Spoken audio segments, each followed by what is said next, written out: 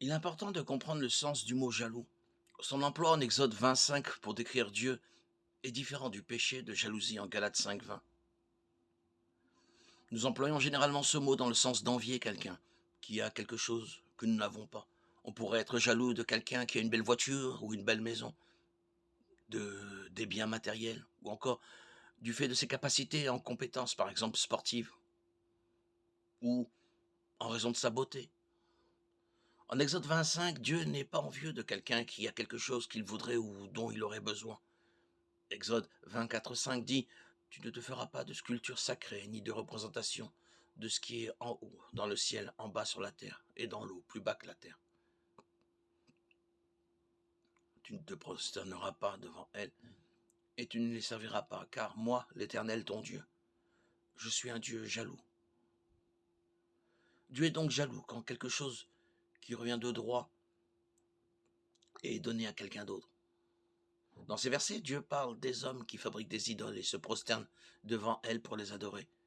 Au lieu de lui donner l'adoration qui lui revient à lui seul, Dieu est jaloux du culte et du service qui lui reviennent. Adorer ou servir qui que ce soit ou quoi que ce soit d'autre que lui est un péché, comme Dieu le souligne dans ce commandement. Convoiter quelque chose que nous n'avons pas ou être jaloux de quelqu'un qui l'a est aussi péché. Cette jalousie est différente de celle de Dieu. Lui est jaloux de ce qui lui appartient. L'adoration et le service reviennent à lui seul et ne doivent être donnés qu'à lui. Peut-être un exemple pratique nous aidera-t-il à comprendre la différence. Si un mari voit un autre homme flirter avec sa femme, il aura des raisons d'être jaloux, car lui seul en a le droit. Une telle jalousie n'est pas péché. Elle est même tout à fait convenable.